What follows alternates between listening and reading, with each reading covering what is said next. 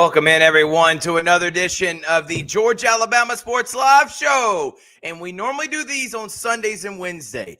But because of the weather, and we had nothing else going on tonight, all the games got rescheduled, we decided, you know what, let's move it up a night. And that is exactly what we are doing here on the Georgia Alabama Sports Live Show. We are presented by Glenn Smith Chevrolet GMC, and then also Buffalo Rock Pepsi, Gordy Eye Care, and Kinetic Credit Union. We got a lot that we are going to be discussing on tonight's show, but we appreciate all the guests. Our last show was the most viewed show we have had, Richard, at over 8,000 views, and we are growing, and we appreciate all the support. If you have information on things that you want us to discuss on the show, all you got to do is DM us, reach out to us, and we promise you we're going to give you the exposure that you or the athlete or your kid or whatever it may be, coaches, they deserve, and we're going to help do that along with all the other news outlets around here, including Jack Patterson of WRBL. Hold on a second, Richard. We're going to have him on here in about 5 minutes. He is a news director, news sports director. I just butchered all of that, Jack, and I know you're probably looking at me like, what, is this your first time hosting a show? It's the sports director of WRBL, Jack Patterson, going to be coming on, talking all things happening around the area. There's no one more knowledgeable than Jack Patterson. There's no one funner to watch when in terms of highlights. He is the modern-day Stuart Scott of our area, and enjoy watching him a lot, him and Tyler Redmond. We're going to have him on, discuss River Dragons and everything else happening around the area. We'll update you on happening in high school basketball. We came up with our top 10 list right now for boys. We're going to do girls on Sunday. We're doing boys tonight. Our top 10 list so far, me and Richard, of the top 10 players in 2024-2025 this season. I know it's not over with yet. And then, Richard, we will give you up to date on CSU because the men's program is starting to get nationally known and exposure, Richard. I know you're excited about talking about that. And then we'll have Rick Beach on with Unsolicited Hot Take. He'll first update us what's happening with County and Kudzu Sports. And then guess what, Richard? We are going to discuss that national championship game, NFL, NBA, and some college basketball, all the hottest takes here on Georgia Alabama Sports Live. Richard, did you enjoy the snow? I mean, I did. It was a lot of fun. Got to be out there with the family and the kids enjoying. We have a hill here at our house, and they can slide down. We got these little cushions, and then a dog crate. The bottom of a dog crate to be able to slide down. I know you probably did the same thing with your girls. And I haven't seen snow like this in a long time, man. What an incredible scene here around the Columbus area. Well, I did my little research, Thrift. The last time Columbus got snow, it was 2018, but it didn't last very long. It didn't stick. My kids are thrilled. We're playing in the snow. This is the most snow we've had since I've been in Columbus. I've been in Columbus for 10 years. I know that Jack probably has some snow history because he's been in Columbus a lot longer than we have. But yeah. I tell you what, Thrift, I am just excited about this show. I believe in the vision of Georgia Alabama Sports Live. When you took me under your wing nearly 2 years ago to start this thing, and to where we have gone, to have 8,000 views was absolutely, I'm blown away. The fact that we had 8,000 views on a show is incredible. It is, and we're going to keep doing it. We're going to keep pushing out content. We, again, appreciate all the support for everyone out there, and excited about tonight's show. We were going to have Dana Barker on, but because of the weather, and I know he's got work. He's the PA announcer for the River Dragons. He works for Auburn. He's a referee. I mean, he wears many hats. One of them is being a weatherman, and he's worth WTVM. He's actually in Eufaula, boots on the ground. So we will not be able to have him on tonight, unfortunately, to talk River Dragons. We'll have him on Sunday. We're going to have Jack Patterson on tonight to be able to do that. So for all those that are tuning in, thinking we were going to get Dana, we're sorry we're not able to because other duties call, but we're for sure going to have him on Sunday. All right, let's go ahead and bring him on. Friend of the show, guy I look up to, and on his off day joining us this evening live, Jack Patterson from WRBL News 3. What is up, JP? Hey, what's up and what's good, fellas? Jack, appreciate you coming on, man. It's snowing outside. I don't know if you know that or not. Really? First things first, what was it like around the news area and like on the news floor when we got something like this going on, and then you got still people working tonight, even though the roads are closed for everybody else. So this is one of those weird things. I can tell you this from both perspectives, okay? Because tonight I'm off, okay? Traditionally I'm on the air, but because everything got rescheduled, postponed, canceled, everything, they're like, you have no sports tonight. We need to talk weather. So you and Tyler have the night off. Tyler's normally off today anyway, but Right. I'm off too. So I haven't even been in the station. Wow. Okay, I've been at home all day. But I can tell you what it's like because as Richard mentioned, the last time it did snow was in 2018. When that happened, I was working behind the scenes in our production department, and I was one of those guys that had to drive in. I have a video on my Facebook driving home from work one night. It had started snowing while I was at work, and then driving in the next day. So, shout out to those guys, our production team, and folks at the station, especially our weather team. Our weather guys, they do yeoman's work, especially when it comes to stuff like this. And, especially because, people get mad whether it snows, it doesn't snow at all, or it doesn't snow as much as they want, or it snows too much, and, they don't want to be stuck in the house. But, forecasting snow in the South is impossible. So, all the credit in the world I send all the love to our meteorologists because, they've been telling us this for a while, and, we were prepared, at least, I was prepared, I had myself prepared, unfortunately we do have accidents across the area,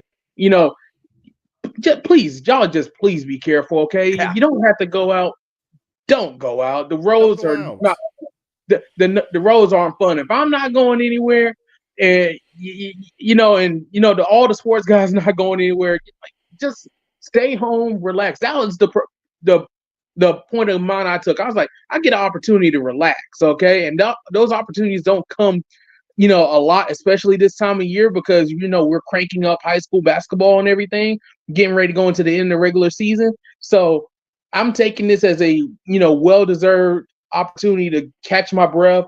And, whenever we get back going, which, it may not be tomorrow, maybe Thursday or even Friday, once the roads clear up and everything and schools get back in session, we'll be ready to rock and roll. But as far as today goes, man, I've had a great time. So this was the first snow day I've had with my family. Okay. Because I've been with my now wife, for 5 years. It hadn't snowed here in 7. Awesome. And then on top of that, my daughter, who's 14 now, she was 7 the last time it snowed. And, she was a little kid, so she doesn't really remember it. So this was the first big snow that she remembers. Right. So we had a good time. We were out in the yard today, just playing around in the snow. Something about the snow coming down brings out your inner kid, man. No doubt about it. Well, Jack, as you know, the River Dragons had a week off because those teams in New York just couldn't play hockey. So they've been around trying to practice, getting ready. But, I think it's fitting that they can go around and skate in the ice rink indoors while it's snowing outside. Kind of feel like this is now hockey weather for Columbus. And I tell you what, they got a big one this weekend against Athens at the Columbus Civic Center. The Athens Rock Lobsters is coming to town. Do the Athens Rock Lobsters feel like an in-state rival?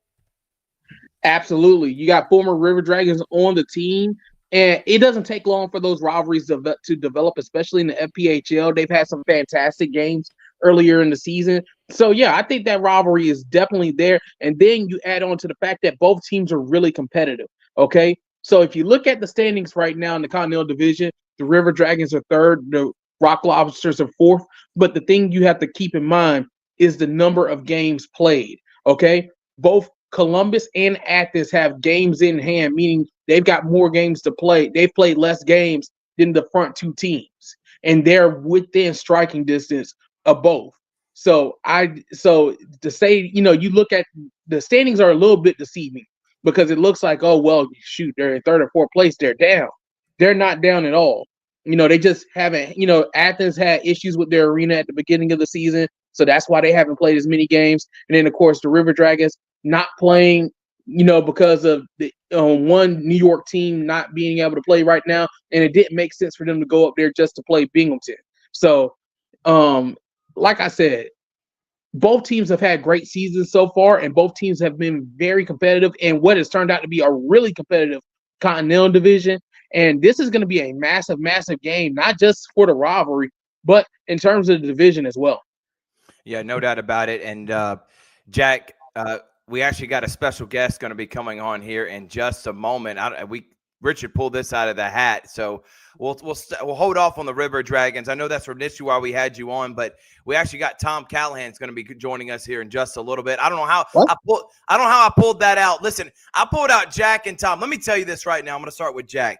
The fact that he came on here tonight, we originally had Dana.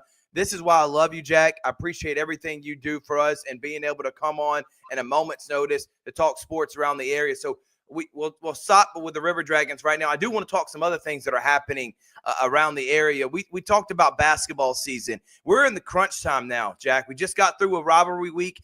You know, Alabama team's got 2 more weeks. You know, Georgia school's got about 3 more weeks. And yet we still have teams. Glenwood in first place in the region. Carver boys looking like they can win state. Hardaway can make it back. Pacelli's got the longest winning streak. It's like every single sport in this area, we make mention of this all the time. There's always an elite team. But I'm excited about this basketball season. Anything kind of standing out to you so far as we head into the latter stretch of the season? Well, first things first, Thrift, is like I tell people this all the time, is that if you give me a sport and I can give you a team in our area that can compete for a state championship, that's not hyperbole. That's not over exaggeration. It's the truth that we have teams that are so talented. It really doesn't matter what sport it is that, you know, we have teams that will be contenders for state championships. So it's not surprising. Now, as far as the season goes, this is what I want to bring your attention to, because this, you know, with the snow and everything, a lot of people's not thinking about it right now, obviously. Right. But keep in mind that, you know, with this coming down to the end of the season, they've got to make up these games. These are not non-region games that are getting postponed. Okay, these are region games, important region games that are getting postponed right now. They've got to be made up in time to start the region or area tournaments. Exactly. So what is going to be a result of, you know, all the school closings and postponements and everything from the snowstorm that we're dealing with right now is that you're going to have a lot of games and not a lot of time, you know, on the lead up to the region tournaments, because you know, the region tournaments, they're pretty much set in stone because you got to start the state playoffs at a set time. You know, and, you know, obviously the AHSA and the GHSA, the GHSA and the GIAA are not trying to push back the state playoffs because, you know, they're playing at, you know, neutral sites. So you can't afford to push those back if you can help it. So with that said, we're going to be, you know, it is going to be a rush. Basically, whenever they get these games, you know, rescheduled, you're going to be playing on Monday nights. You're going to be playing on Tuesdays or Wednesdays. You're going to be playing on nights you don't normally play on because they're going to be trying to make these games up, get these games in to get to the region tournaments. So that's going to be something that I'm going to keep an eye on, is who's going to be built, especially because you got to think about it. These teams ain't been able to practice the last couple of days, you know? So, you know, that's going to be something that we're going to be going into, especially for the games there's originally scheduled for Friday, because I got to think that they're not going to play games on Thursday because that's probably going to be the first day teams are back together. So the games on Friday are going to be really interesting to see how the teams come out. And this is for everybody. I don't care if you're good or bad or otherwise. How these teams are going to be able to react to not being together for essentially a week. And now you've got to, you know, go, you know, be clicking on all cylinders because now the season has essentially been condensed. Yeah, exactly right, man. And I can't wait to see some of these rivalries like Spencer Carver playing again. Spencer got a big win against Sumter County. Hardaway's going to host Sumter County girls who are really good. And, you know, Hardaway's just elite and on another level. Central Smith Station also play this upcoming weekend. You got all the area and region tournaments. And right now it's looking like for Muscogee County, Hardaway, because it's the #1 seed of the girls' side, will be hosting those region tournaments, Jack. So we're excited about that. But the last question I do want to ask you, Jack, before you get out of here. Actually, we'll go 2 questions because last night's national championship game, what did that mean to you to see Ohio State come back? There was a lot of emotion from Kirk Herbstreit, from a lot of people surrounding that program. It seemed like that meant more than just a typical national championship that we see every single year. It didn't hit me like that till the end of the game, but Ryan Day, it's like something just lifted off his shoulders. You saw him start showing himself, the emotion on the sideline. So I wanted you to talk about that real quick. Well, I could give you kind of a firsthand take on this because, I wasn't there, all right? But I have a lot of friends and family. So I have family ties to Ohio State, okay? My cousin, Buster Tillman, he was a wide receiver for Ohio State in the mid-1990s. And, I see a lot of his posts and everything. He still lives in the Columbus area and, he still goes to games a lot. He still has ties to the team, through his teammates and everything. And, what you can say is, there's been a lot of talk about how bad Ryan Day is and how bad this Ohio State team was, especially after the Michigan game, and there was a lot of talk about that. And, say what you will, okay? You can say, well, the SEC was down or, well, they had an easy road, blah, yes, blah, that, but they still won, okay? They still did what they had to do to win a national championship, okay? And you can't take that away from them. Ohio State played a great game. Notre Dame gave them a fight, no doubt about it. Okay, but Ohio State played a great game, and they came out on top, and they're national champions. And it's the first time in 10 years. But more importantly, for Ryan Day, when you get run through the mud, and people, I think the man's only lost 10 games in his Ohio State coaching career. Right. And the fact that they want you fired, it's those things that, people, it's a lot of pressure. And, even the players have gone on the record and said that. And to be able to finally get the national championship, to finally take that weight off your shoulders, that people can't say that you're a terrible coach. Winning a championship changes things. You guys both know that. Okay. And winning a championship changes things. And a lot of things changed when the clock hit 0 for Ryan Day last night. And a lot of things changed for the Ohio State program because gone is the pressure of when are you going to win it? When are you going to win it? When are you going to win it? Okay. Yeah. So you finally won it. And, not sitting here and saying they're going to rest on their laurels next season or anything like that. But it does take the pressure off. And, it makes, now I'll guarantee you this. And once again, this is firsthand knowledge. The people in Columbus, Ohio, are not going to forget that they lost to Michigan earlier this year. No. But it feels a hell of a lot better when you have a national championship to your credit. And the Maize and Blue, or as I should say, that team up north was in a lesser bowl game. Yeah, no doubt about it, Jack. And I thoroughly enjoyed watching the game. It actually was a little bit more entertaining than I thought it was going to be. I thought it was about to be 52-7 because it was heading that way. Final question, Jack. Where can everybody find you? Now, I know there's no sports on tonight because it's all about the show that's happening, but you're going to be back in studio. You got a bunch of stuff you're covering this weekend, including those River Dragons being at home. Tell everybody where you can find them, great work, and how they can follow you, man. Yeah, whenever we get back into the station, I don't know if that's tomorrow or Thursday, but whenever we do make it back, you can follow me on Twitter at JPattersonTV. You can follow the News 3 Sports team on Twitter at WRBL Sports and WRBL News 3 Sports on Facebook. And then watch us on TV, WRBL News 3, the CBS affiliate here in the Chattahoochee Valley. We'll have you covered. Whenever the games get back going, we'll have you covered. And, of course, we'll be down there for the Dragons and all the high school games going on. And I'll be on site at Auburn on Saturday for Tennessee-Auburn. So we'll definitely have that as well. Oh, man, I cannot wait for that game. We're going to talk about that game and unsolicited hot take. Jack, if we see you at a high school, come on the broadcast. You always have a seat on there. Appreciate you, man. Love you, brother, and I'll talk to you later. Anytime, fellas. Appreciate you having me on. Jack. That's Jack Patterson, the sports director of WRBL News 3, my favorite sports director. All right, we're going to take a break. When we come back, Tom Callahan is next to talk the River Dragons. It's the voice of the hottest hockey team in our area. Really the only hockey team in our area. We'll be back after this. You're watching right now the Georgia Alabama Sports Live Show that is presented by Glenn Smith Chevrolet and GMC.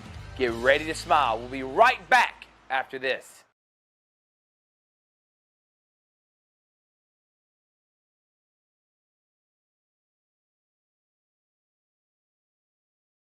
Are you looking for a great deal on a powerful new Chevrolet or GMC full-size truck? Check them out. Chevy Silverado and GMC Sierra side by side at Glenn Smith in Opelika, Alabama. Take your choice. A brand new 2024 Chevrolet and GMC 1500 trucks, discounted up to $15,000 off, or 0% financing. Plus, no payments till springtime. Here at Glenn Smith Chevrolet GMC in Opelika, get ready to smile.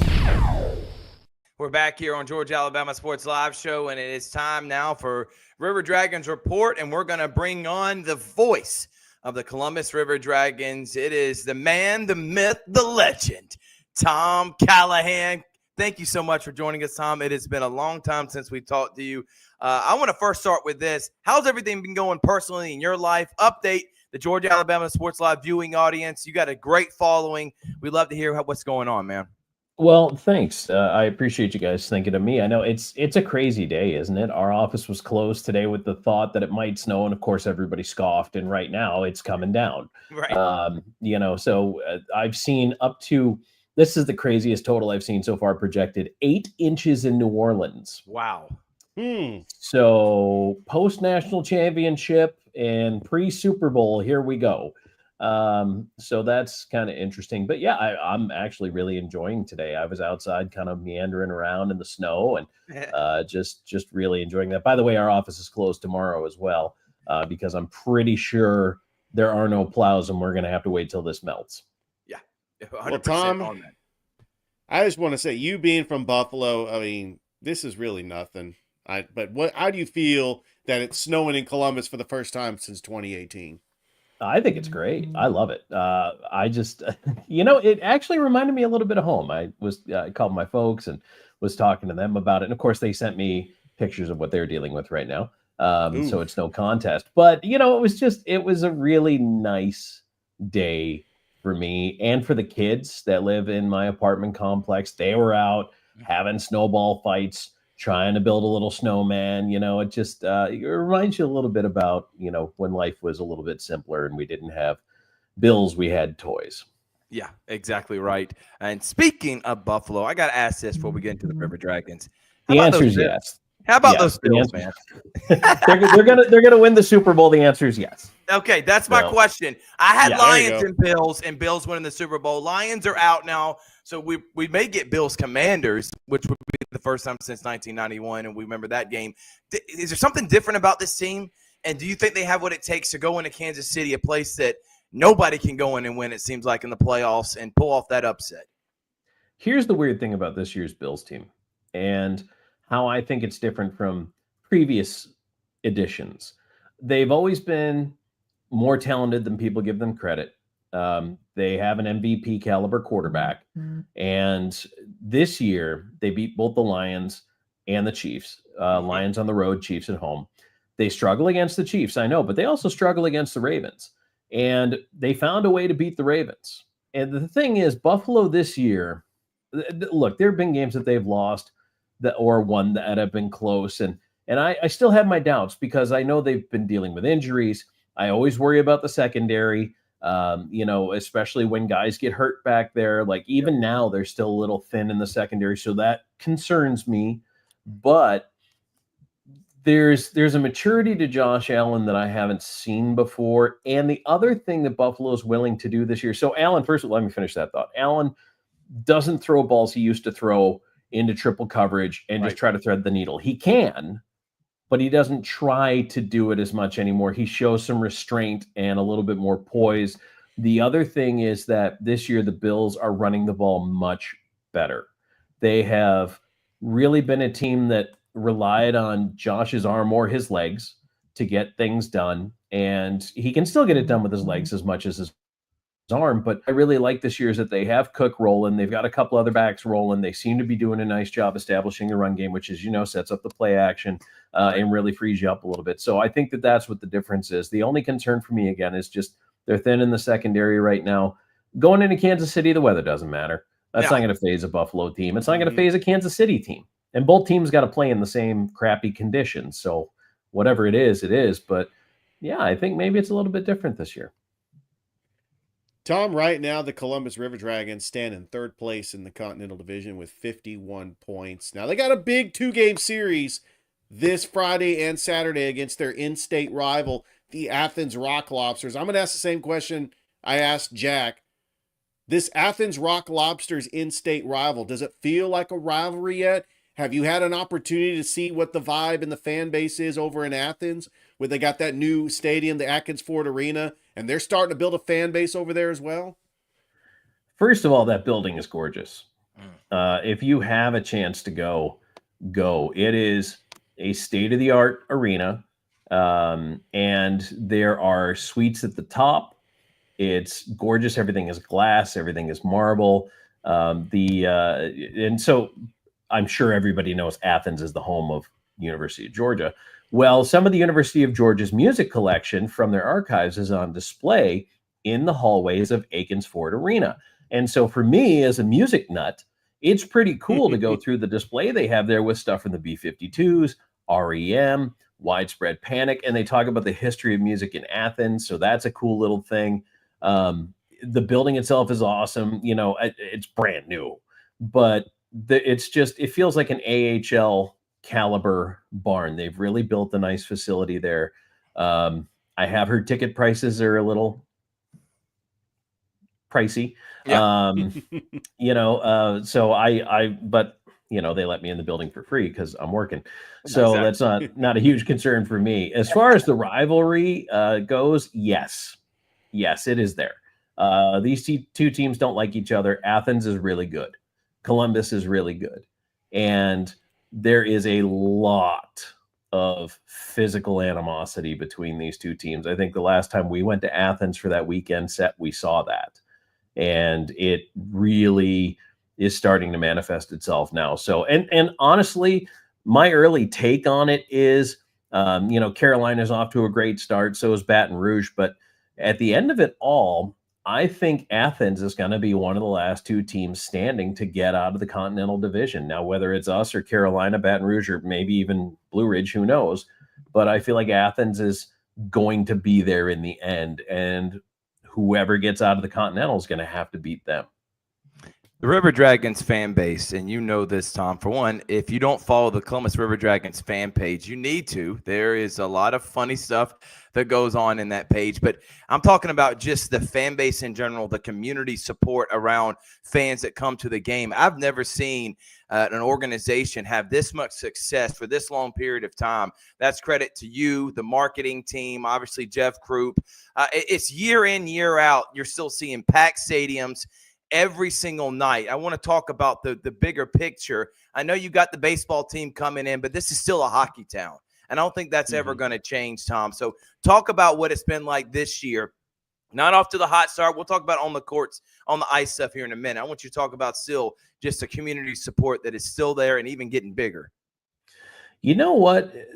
Columbus has had hockey for so long now, and it's kind of funny that there are still some people who don't realize there's a team here. Right. Hockey's been in Columbus since the 90s, and I called my first game in Columbus, I want to say sometime in the mid-2000s. So we're talking 20 years ago when I was first here, and that was the old Cottonmouths days when they were in the East Coast League.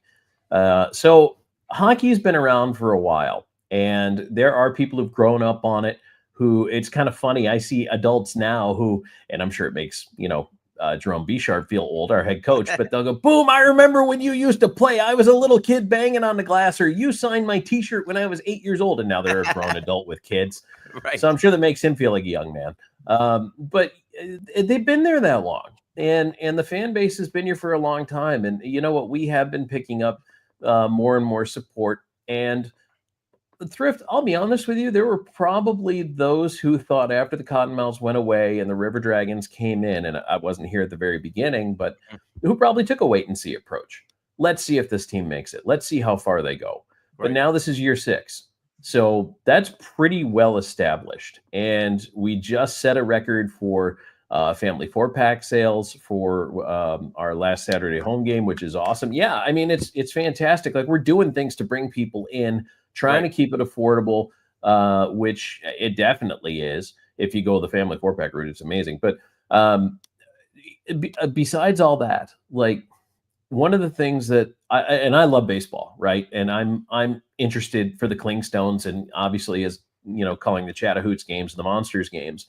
I love baseball, and I want to see them succeed, but I also know they're going to be more expensive than us. They're going to have a brand new stadium, and I wonder what the market's going to bear. So I am a little concerned about that. But honestly, I mean, the base we built, the loyalty we built within 100%. that base, and you know what? There's probably folks watching this right now who have never been to a hockey game. They're like, Tom, I don't know what you're talking about, and I'm not really that interested. Hockey on TV is difficult if you don't know what you're doing, if you don't know what you're watching. Right. But come down and see a game live and just experience that vibe for 3 hours, 2.5 hours, and you will absolutely walk away convinced. I guarantee it. Tom, I'm absolutely convinced that this River Dragons team is close. I've witnessed them in the playoffs the last 3 seasons. Of course, they won the Ignite Cup in 2021. And even though it was a championship, it had a little different feel to it. It was COVID. There was only 4 teams.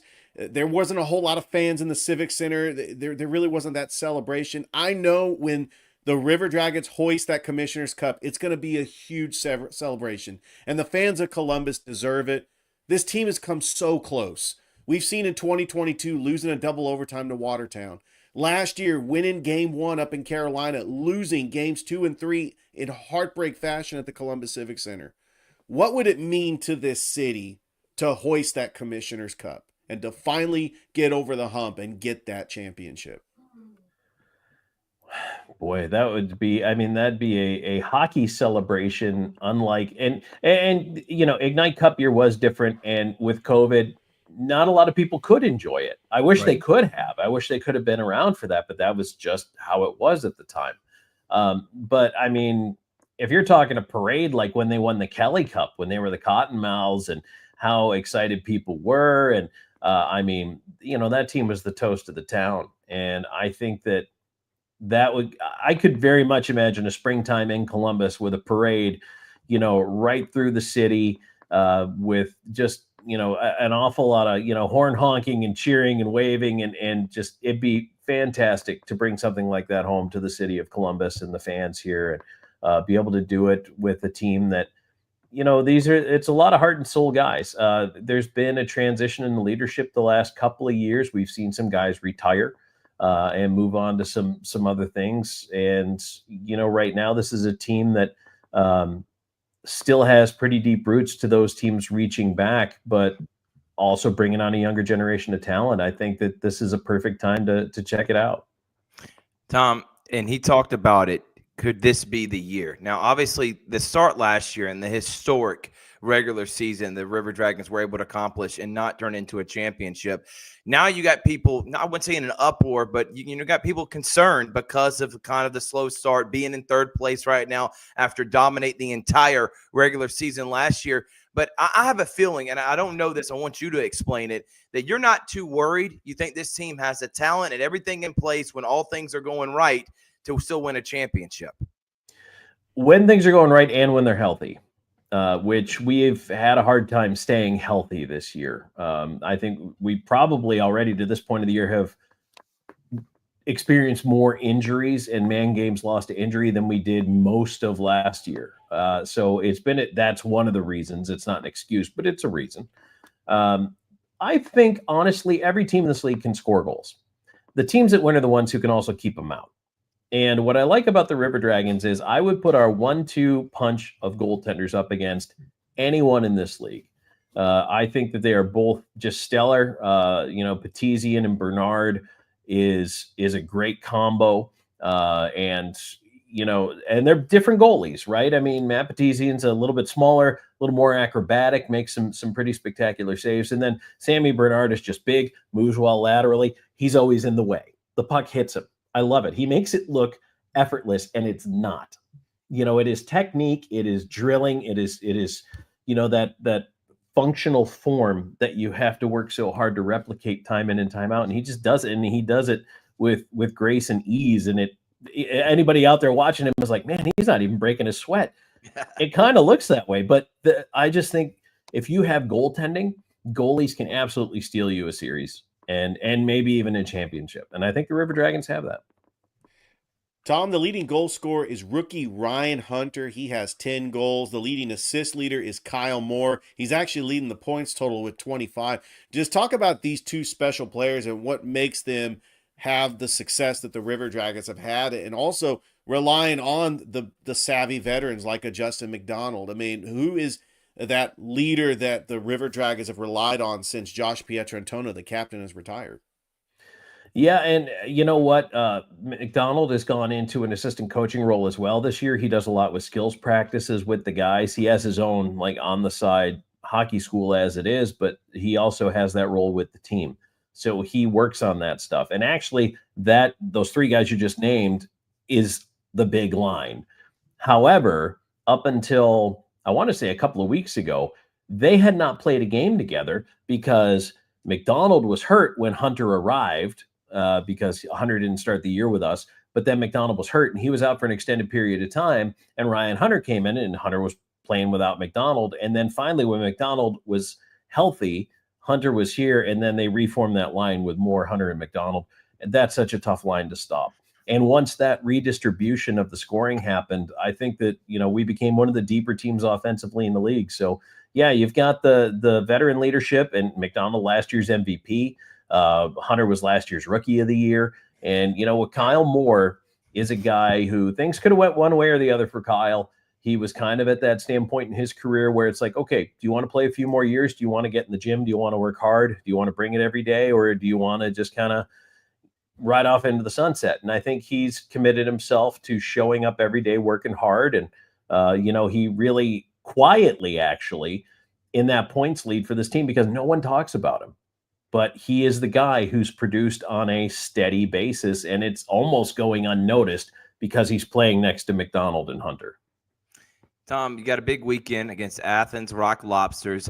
This is kind of the PSA for everyone out there, all our viewing audience, and our show has been growing, Tom. I don't know if you've seen, we got a partnership with Colin Scroggin. So, and the first time we posted about, I got to make this story. First time we posted about, hey, we're going to be the exclusive sports provider for Colin Scroggin, CNAW2 News. Every comment was River Dragons, River Dragons, River Dragons, River Dragons. And I'm like, okay, we're going to make sure we get River Dragons on every show. So this is your PSA for all of them out there about coming out and showing support for the River Dragons. And that family 4-pack you keep talking about that's so enticing and cheap. It is. And it, you know what, guys, I don't know if you've been to a movie lately. I have. It's expensive. And it is.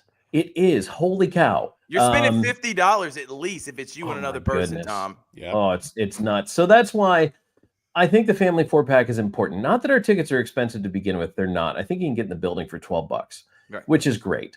But specifically the 4-pack, can I mention the sponsors? Yes. Is it okay? Oh, yes, okay. Go ahead. So it's Chick-fil-A Midland and Kissin 99.3 FM are the co-sponsors of it. Okay. And what it is it's $40, which again, for 4 tickets, which you're getting in your $40, already you're ahead by $8. But it's 4 tickets, 4 hot dogs, 4 popcorn, boxes of popcorn, 4 Pepsi products. Wow. And 4 Chick-fil-A coupons. Nice. So you're getting all that for $40, and you can buy them online now. You can buy them we do 1 a month, and you can buy them for the rest of the season right now on ourdragons.com, or also they're available on ourdragonsmerch.com. So let me look real quick. The next family 4-pack game is going to be, drum roll please, February 15th against Blue Ridge. Okay. So you got February 15th, March 29th, and April 12th against Athens. All right. Well, I will make sure I'll be in attendance for that, Tom. And I got to throw this out there, too. You mentioned Pepsi. Shout out to Buffalo Rock. That's a co-sponsor of the River Dragons and Georgia Alabama Sports Live. You see the Pepsi logo I got right here on my shirt, man. I know you appreciate Buffalo Rock and what they mean to the Civic Center, but specifically to the Columbus River Dragons and helping you provide their beverages. And, man, what an awesome job by all them and all your sponsors. And, Tom, we appreciate your time as always, man. Well, I appreciate you guys having me on. I know it was last second here, but hey, on a snow day, we got a little bit of free time on our hands. So thank you for having me. And yeah, if anybody wants to follow us, all our games are on YouTube at Columbus River Dragons. And you can follow the team at rdragons.com. I know it's probably not going to happen tomorrow, but do you still do trivia? Is that still going down, Tom Callahan, on Wednesday nights? Or is it tough now with the season going on? It unfortunately came to an end. They switched up their programming at my host location, so they pulled the plug on me. Ah, Tom, So, we I'm got to looking get for a you new back. home. Yeah. If anybody needs a trivia host on a Tuesday or probably a Tuesday or Wednesday night, Wednesday night was my night. So Wednesday is good because we generally aren't traveling by then. So Wednesday night is perfect. If anyone needs a Wednesday night trivia host, let me know. I'm bringing an audience. I got a dedicated group of followers now in Columbus, and they'll show up. Yeah, no doubt. And that could help, again, your restaurant get noticed. So we'll make sure to put the word out. Tom, thank you so much, man. Love you, brother. Be good, and we'll talk to you real soon with the River Dragons. All right, guys. Thank you. Take care. All right, that's Tom Callahan. We'll take a break. Rick Beach coming up next here on the Georgia Alabama Sports Live Show. You're watching right now the Georgia Alabama Sports Live Show that is presented by Glenn Smith Chevrolet and GMC. Get ready to smile. We'll be right back after this.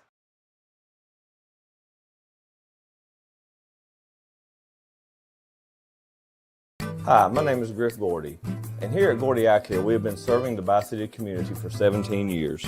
As a former state championship quarterback, I love the fact that I can watch local high school athletics from the comfort of my own home. So it was a no-brainer to support Georgia Alabama Sports Live and what they do for young athletes in our area. And without business like yourself, Gordy Eye Care, none of our coverage would be possible to be able to cover the 16 different high schools, the local colleges, and professional teams. So we'd like to say thank you to you, Dr. Griff Gordy and Gordy Eye Care, for your support of Georgia Alabama Sports Live. And you can make an appointment today at Gordy Eye Care with the number 334-291-5125. Keep supporting Gordy Eye Care and keep watching Georgia Alabama Sports Live. All right, welcome back, everyone, to Georgia Alabama Sports Live, and we're going to bring him in right now. He's live from the cabin in the county on this freezing Tuesday night. It is my VP of content of Georgia Alabama Sports Live and Kudzu Sports own Rick Beach. What up, my brother? What up, bro? Doing all right, man? Doing excellent. First off, give us the weather update and the report. What's happening in the county? How cold is it up there? And you're about on the lake right now, so I mean, it's got to be freezing on that lake right now. Yes, low 20s. It's ridiculously cold outside. The dog loves it, so he's excited to go out there and run around in it. But yeah, I'm not such a happy critter in that cold weather. Yeah, me either, man. All right, we got a lot we're going to be getting into. I want to first start with me and you on here. Talk about this partnership we got with CNAW2 News, man. It has really helped us a lot. And you being able to oversee all the stuff that we do, you notice a boost in numbers. Thank you again to Colin Scroggins, Jay Shields, everyone over there at CNAW2 News for allowing us to be the exclusive sports provider. It's a big deal, Rick, and it gets more eyeballs on these players and coaches and programs, and that is going to help with notoriety and giving them the exposure that we keep preaching on that they deserve. Yeah, these student athletes, when they get to the next level, which we want them all to do at something, but even if it ain't in athletics, just getting used to having a microphone put in your face, getting put on the spot, the attention that you get now, it's great for them. That's what this whole thing's all about with us. We want to highlight the student athletes. And with Colin Scroggins, like we knew it wasn't going to be overnight. We weren't going to wake up the first night of the partnership and have ridiculous amount of views and comments, but it's starting to happen. You can already tell the pace is picking up, the comments are picking up, and some of the comments people don't understand fully on what this is. Right. We're not the WTVM Sports where we get to cover the same pace. Right. We do we're going to do high school sports 9 times out of 10. Right. The Clingstone stuff, we don't have the contract. You start getting into bigger contracts and stuff like that. And I think once that happens, then people really can get behind what we're doing Yeah. and they understand. And, a lot of that just comes with time. And I think we're doing a good thing, being patient with it. Colin is obviously doing good. And he's got, I mean, you saw today how many posts he was making. Like the whole state of Alabama is a car crash right now. Yeah. And he's out there covering it. I mean, that's all he is. And, just he's entrusting with us the sports coverage, and we're you and Richard knocking out of the ballpark doing the river dragon stuff, and me and you'll have the lion stuff later on, and Right. Richard's doing a good. That dude knows stats on every high Every school, everything going on in Columbus, Phoenix City, and you got to have that Swiss Army knife in your back pocket, and Georgia Alabama Sports Live is fortunate to have that. Yeah. But man, it's it's pretty intense on how fast the pace is picking up, but I'm happy as I could be with the partnership, and I'm so excited to see what it grows into come baseball season, especially because you have that couple months and it really starts ticking then. Yeah, exactly right. We're with Rick Beach, VP with Georgia Alabama Sports Live, and of Kudzu Sports, who does all things. That's our Harris County affiliate, a part of Georgia Alabama Sports Live. If you want to get in contact with me or him about sponsorship, you can do that. All you got to do is send us a DM either to either one of these pages or to us personally, Thrift, Barringer, and Rick Beach on Facebook. And Rick, a lot of people get their news from Colin Scroggins, point blank period. He's got a huge following. I follow it. They got an awesome website with all the information you need about news and weather around the Chattahoochee Valley area. And it was a no-brainer to be able to partner with them like we do with all our media partners. But we are glad to be the exclusive sports provider of CNAW2 News and Colin Scroggins. Give us an update real quick on county before we bring Richard back on and do some unsolicited hot take. What's happening in the county? You have a county baseball media day also coming up February the 1st. And then the basketball program, the girls are right up still atop the region, looking like Coach Ramsey's going to win again in a whole new classification. Yeah, Friday night they got Griffin coming up, or coming down rather, for a region game. That pretty much be for first place. It's like a three-way tie with Stars Mill. Right. I believe it's going to come down to us and Griffin. The Northside game got colded out, got snowed out today, so they'll make that one up down the road. So now we're looking at, for the region championship will come down with Griffin. I want to say the boys, whoever wins region and boys, they'll host the region tournament. Yep. So unfortunately, it won't be in Harris County again this year. So, last year it took the girls. The boys are just so young. I mean, I keep saying, I know people probably get tired of hearing it, but man, when just seeing the kids out there literally kids out there on the court, and like Manchester came to town last week, and that's some grown ass men coming out there for them. That's the football players coming out. They're big, they're strong, and Harris County running some freshmen out there trying to keep up with them. Just maybe we can have that advantage in a couple of years, but right now it ain't it. Then we have the Queen of the County Monday, which that was a big event that Coach Moore's proud to put on. He does King of the County in December, and they did the Queen of the County. This is the first year it was big enough to have at the high school. They had 5 mats going at one time. Wow. When that tournament first started, it was 2 mats. They had it at the old middle school, the Science Technology Center on 27.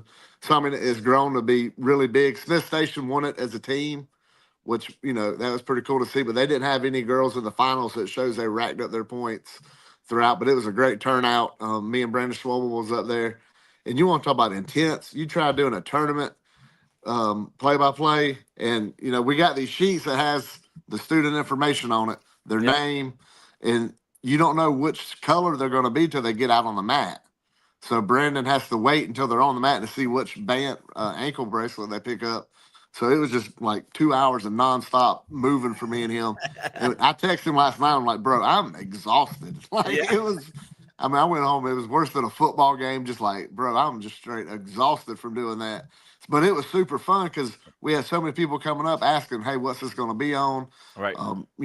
Spreading Georgia Alabama Sports Live to a bigger region, because we have people from Heard County, McIntosh. So you're looking at getting into Franklin, Georgia. You're looking at getting into Peachtree City, Noonan, getting in some of them markets, and them seeing what Georgia Alabama Sports Live is doing is pretty incredible. And I take pride in this. I graduated from a school in Tennessee, Dobbins Bennett. We were always the perennial top of the high schools in the state. Yeah. And it was always the state of the art type stuff. and I follow their YouTube channel. They got basketball and football. And they take pride in all their sports, but I could look at it and say, man, we are doing volleyball, flag football, wrestling. Exactly. We'll have baseball coming up. We'll have some tennis coverage. We're going to have some track and field coverage. Me and Schwabel's already laid out how to do other events that's never been done in Columbus, but you start looking around like, holy crap, this ain't been done anywhere. And Georgia Alabama Sports Live is going to be able to do it. Yeah, no doubt about it, man. I'm glad you made mention of Queen of the County, and you helped bring in wrestling because that's a big sport that you thoroughly enjoyed watching and being able to call as well. And then you got Baseball Media Day. That's February the 1st. Kind of allude to Tony Dimitri's program real quick if you can, Rick, and then talk about what we got coming up in the Kudzu Harris County Coaches Show that will be on Thursday. I'm excited about that. Yeah, Media Day is February 1st. Y'all's got y'all on the 26th. I say y'all, the Columbus, Columbus School is going over there on the 26th. Big event at CVCC. And, originally, I'll tell everybody kind of behind the scenes info. Me and you spoke. We wanted the Harris County one to be the Saturday. And then it would kind of lead into everybody else. But the way the event fell, it worked out better for y'all on the 26th. I was like, hey, we can just let Harris County, be the caboose. We could, pull it in and be the grand finale. Right. I've done talk to Coach Dimitri. We're going to have a great setup. It's going to be, he's going to get 4 or 5 players. Then of him, of course. It's going to be great. Last year, they lost 7 in a row to start the season. Probably the hardest non-region schedule that anybody's ever. I mean, you just look at it. Even other coaches were talking to me about how ridiculous it was. But they lost 7 in a row, new coach. Then at the end of the year, they came 1 game away from winning region, and they lost to a McIntosh team that I believe was a Final Four team. So you was a win away from beating, from winning the region over a team like that. So it was a great way to finish it. They got to replace some talent. Last year they had Hunter Fisher Cantrell, younger brother of Hunter, but Fisher he's at Jacksonville State. Yep. They had Harmon. He went to Point University. They had Cole McLemore, who was filled in great last year. They had these. I can't even think of the kid's name. I went to CSU. They had some great pitching talent. So they got to replace the pitching talent, but they got some, they got some talent coming back, and then they got that young group coming up. So that's what we're looking forward to this year. And I'm looking forward to kind of getting Coach Dimitri's gauge on where he's at, knowing, you don't want to burn the young kids out. You don't want to pull them up too soon, but you also don't want to, you don't want to get beat knowing, hey, I got some horses I could go get. So he's got to try to manage it and manage the egos of people too. So it's going to be fun to watch that this year, but it's going to be interesting to talk to him about it on February 1st. Yep, and you got the Kudzu Sports Show with KB and to tennis. KB. That's coming up on Thursday. I know you're excited about that, Rick, and update what's happening around Harris County athletics.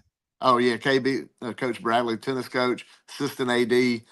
I mean, everybody knows there's KB up here, which is it's just fun. It's gonna be fun to talk to. Everybody loves KB. I love KB. You love KB when you come up there. She's always love her. That's the go-to. And it's gonna be fun to just hear her excitement. I want to hear her story, how she got into coaching, how she ended up at Harris County. That's the funnest things about these coaches show. Look, you can get on anyone and just say, what do you think about this season? Who are you excited about? And yeah, we get to hear that, and we're going to ask those type of questions.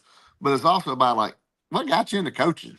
Right. Because some of these people didn't want to be coaches. They just kind of landed in the position. With Ram, talking to her, she's like, well, I was playing, but I got hurt. And then I was like, hey, I'm pretty good at this coaching stuff. And next thing you know, you spend 15 years and one of the best coaches in the state.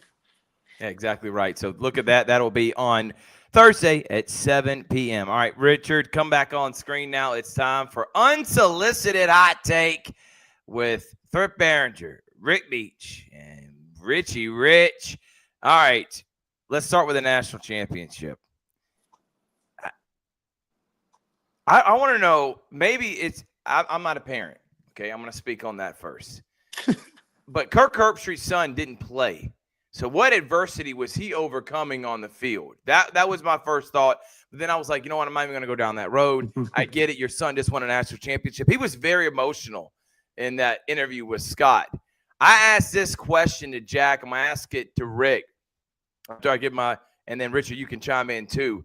There's a lot of emotion from a lot of people around the program. You got Ryan Day throwing his headset in jubilation. I mean, it's like everything was lifted from that program and what they've been through these last couple years. Yeah, stupid. But they still lost to Michigan. That's the crazy thing, and they got to play at Michigan next year. This is my thing. They were up 31-7. I thought it was a smoke show. Congrats! Really great job by Marcus Freeman, Notre Dame, for them to even get back in the game.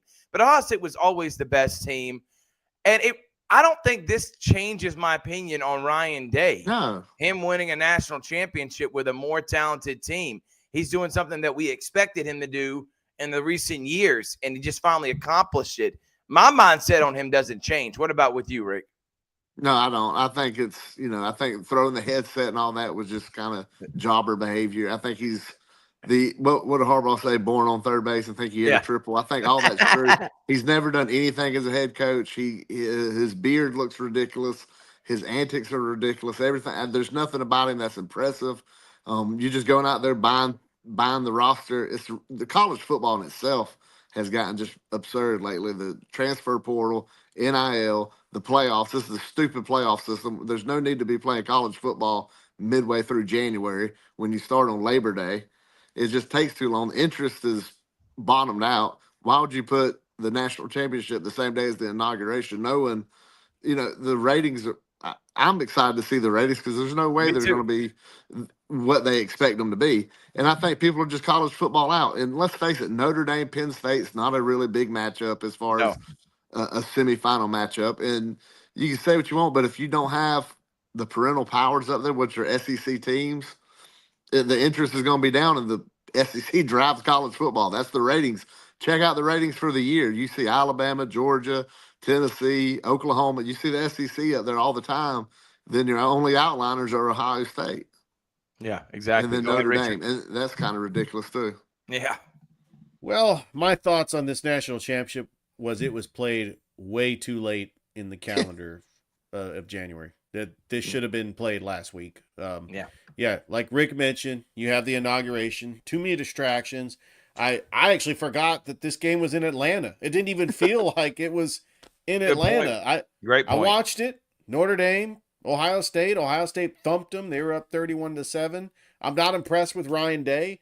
He was the coach in waiting when Urban Meyer left Ohio State. He pretty much took Urban Meyer's players, and you spend $20 million on NIL. I mean, you could win with just about anything. You know what he kind of reminds me of? Nick Sirianni. The Eagles are winning in spite of Nick Sirianni. I think that Ryan Day, to me, he's going to be like Larry Coker at Miami. I mean, let's just say ho.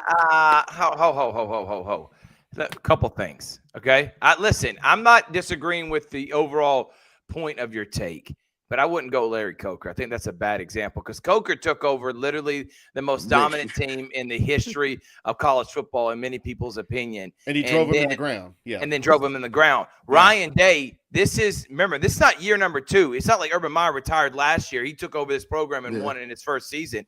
These are all his guys. He got all these guys. Now, it may have been through the transfer portal, a lot of them through recruiting. He took over in 2019, 2020, 21, 22, 23. This is year 6. Man, so he knows how to build a program, but I get your point, though.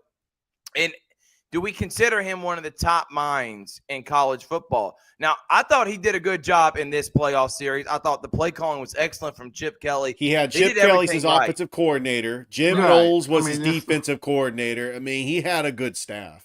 Hey, real quick, since you said Larry Coker, I just got curious. One of y'all got a laptop, can Google how old he was when he was at Miami?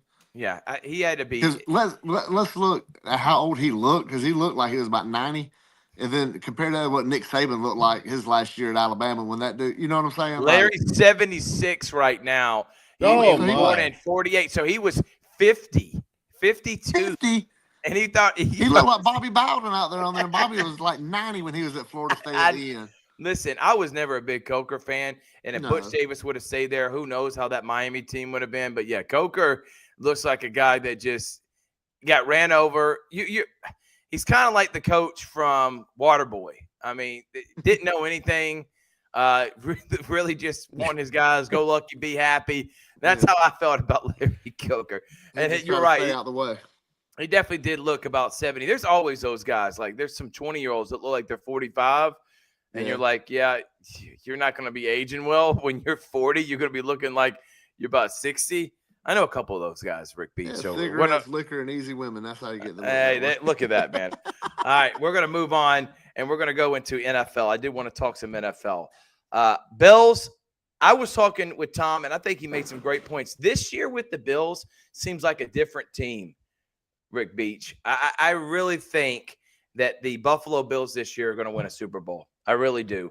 I don't think the Eagles are going to make it. I think the Commanders will. I think we're going to get Jaden Daniels and Josh Allen. But everyone's ready for that Bills Chiefs. That's the best rivalry right now in football in the NFL. And then Eagles Commanders. That's a rivalry too, historic rivalry. Yeah. And they're going to be taking on each other. I haven't been impressed in either one of the Eagles' victories. This playoff series, whether it be against the Packers and then against who they just beat, the Rams. Both teams, I thought, if they don't turn it over, had opportunities to win the game. Now, they did hold on. They did win despite of Nick Sirianni. In your words, Richard, I don't know if I want to say that. He hasn't been terrible this year. But the overall psyche, the fan base, I want to go off on a tangent real quick. I just don't understand why Philly fans, and there's other fans out there, wear it as a badge of honor that they're ignorant buffoons. And I'm not saying all of them. I'm not calling all Philly fans ignorant buffoons. I'm going to preface it by saying that. I am not saying they're all ignorant buffoons. But if you're screaming at a girl like the Green Bay Packers fan, there's something not right with you, man. I don't understand it. And then to beat your chest about it. Not only you doing it, and it's like if they were going back and forth, okay, I can get it. Heat of the match. These fans stand short for fanatic. I get it. The lady wasn't saying anything to you. You're firing yourself up, and then you're proud of how you're reacting. You're like, yeah, I showed her. I really laid it to her, man. She was going to come in here and talk trash. I don't understand it. I don't get it. I can't stand it. It's buffoonery. I just want to throw that out there. So with that, with the A.J. Brown reading on the sideline gate, I mean, everything around this team doesn't say championship. But, heck, it could be a year where the Eagles find a way to win it all. I'll go with you, Rick. What's your Super Bowl pick? Is it who you got out of the last four teams still alive than Richard? Well, I think going with the start of the NFC, looking at the Eagles, the only advantage they'd have, you look at the Commanders last week with the Lions, was indoors. I think moving it outdoors, going to Philadelphia, you got a better defense than Philly. They showed they could force turnovers. That's the only way they've won these games is forcing turnovers. And they've had to hold on at the end of both of them. The Packers came on late, and then you had the Rams with a drive late. The defense tried to hold on.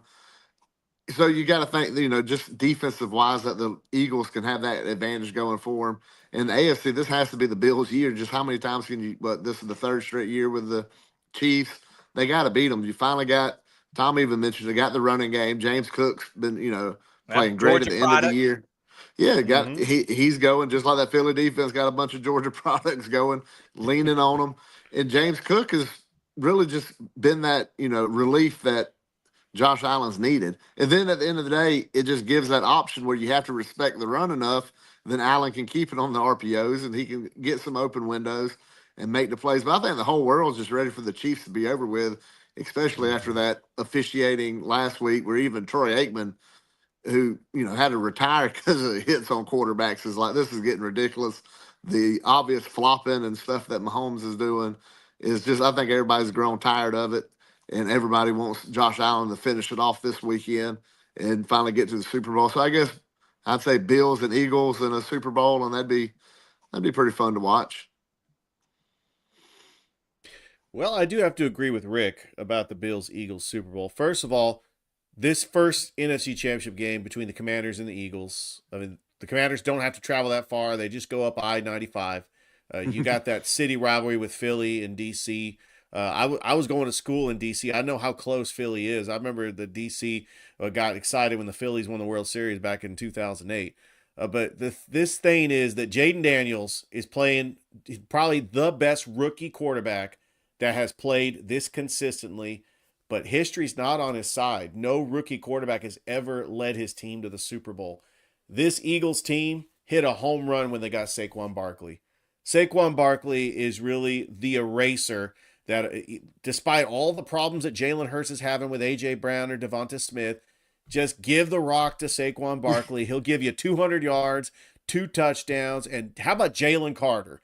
He could be one of the best defensive players in the league. He pretty much saved the Eagles season with that sack on Matthew Stafford, because I actually thought Matthew Stafford, after that pass to Puka Nacua, the Rams were going to beat the Eagles by 1.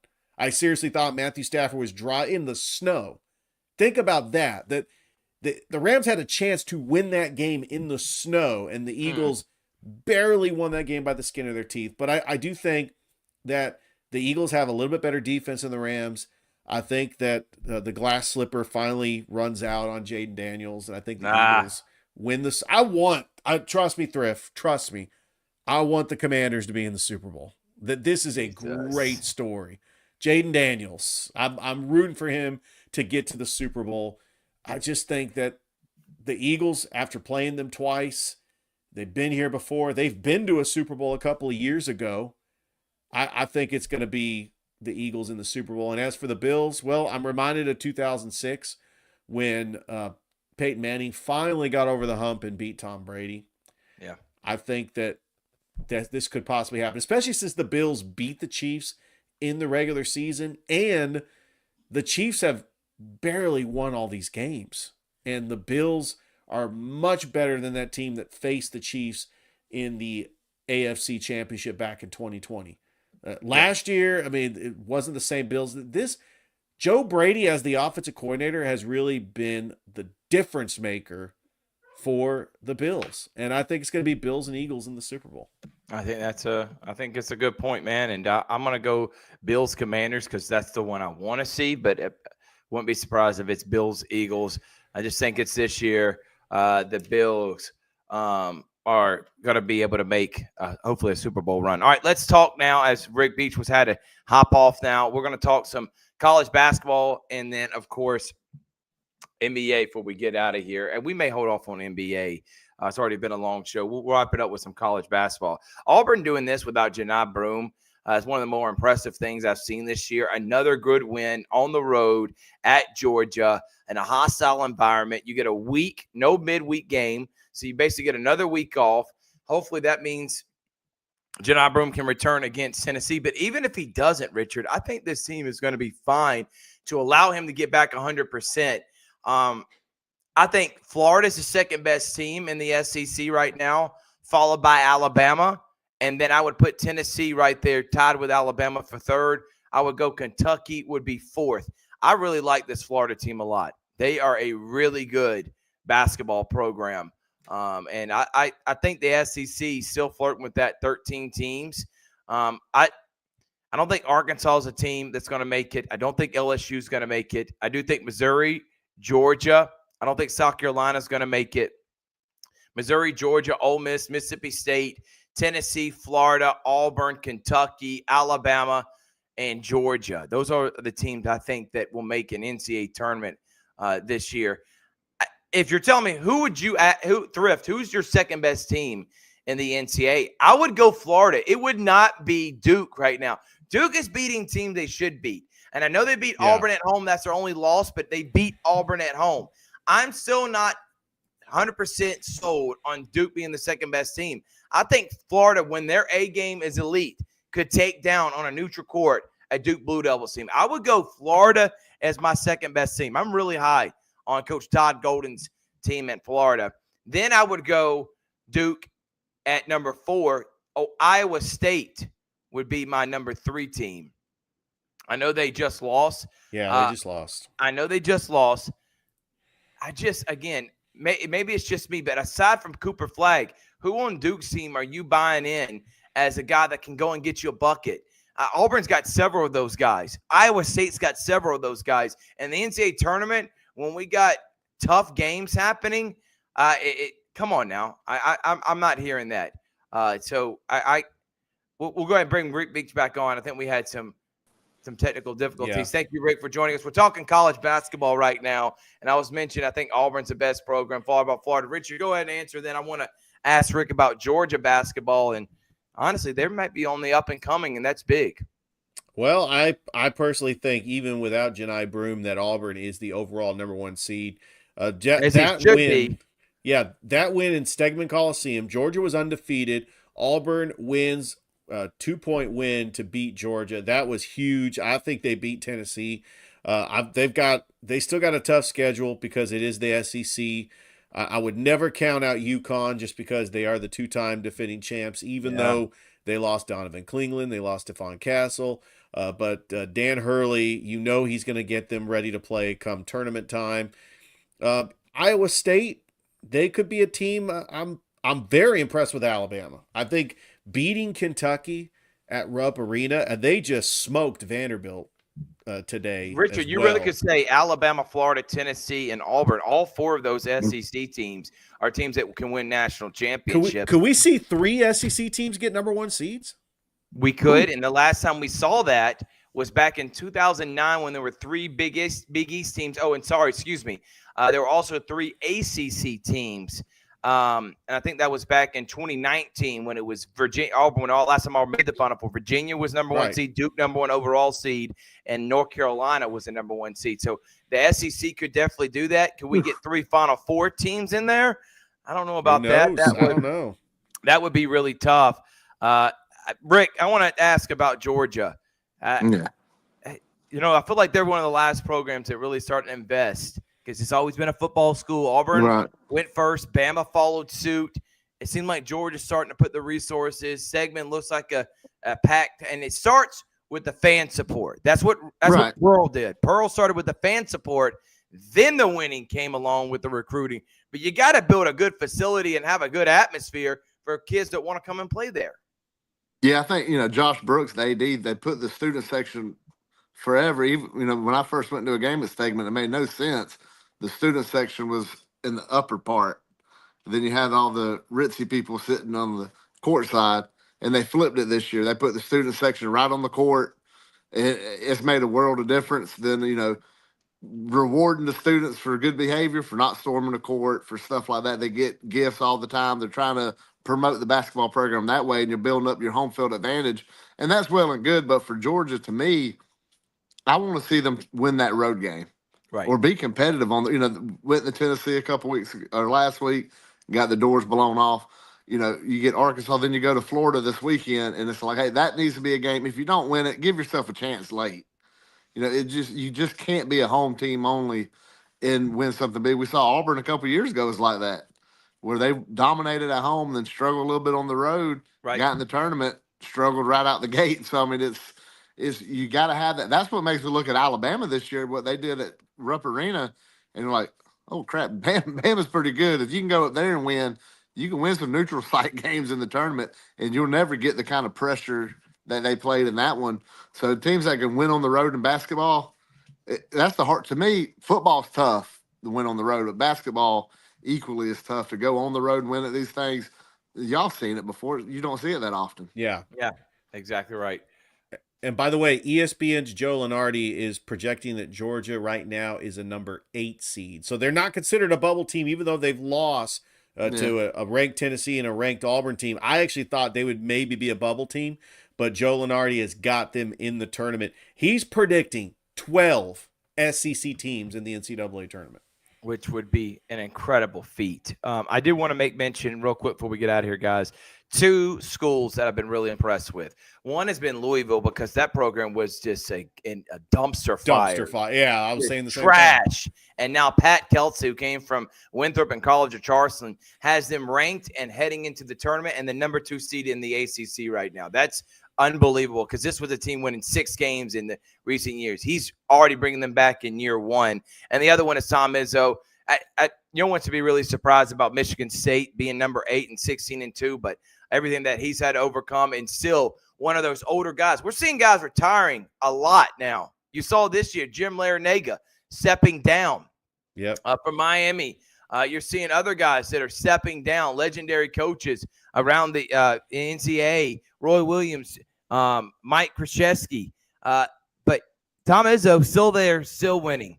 All right, make sure to tune into the Kudzu Sports Show on Tuesday. Richard, you can throw off unsolicited hot take. We'll end it with this. I know we said we were going to talk about our top 10 high school basketball players. We're going to save that for when we do our rankings on Sunday, and we'll actually make a graphic about it, top 10 girls and top 10 boys basketball players. We'll do that for Sunday. But for tomorrow, we got all coaches show because it's going to be storming. But in the morning at 6 o'clock, we got a special abbreviated edition of the Sports Vision Morning Show live from our houses. We'll not be on the radio, but it'll be on Facebook with me and DJ. Richard, you'll be helping produce that. So thank you for getting up at 6 o'clock in the morning doing that. The rest of the week, we got Pacelli Coach Show tomorrow, Glenwood Coaches Show, and office hours with Kendall Mills and company. And then we will have the Inside the GIAA show me and Richard do. Thursday is the Kudzu Sports Show with Harris County assistant AD and tennis coach KB, Coach Bradley with Rick Beach. On Friday, we got Calvary Brookstone, Strong Rock Pacelli,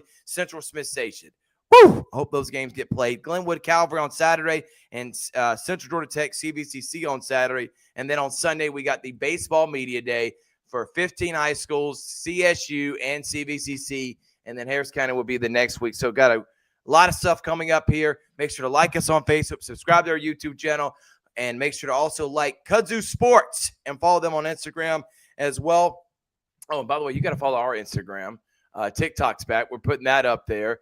We got a Twitter, Georgia Alabama Sports Live. Go and give us a follow.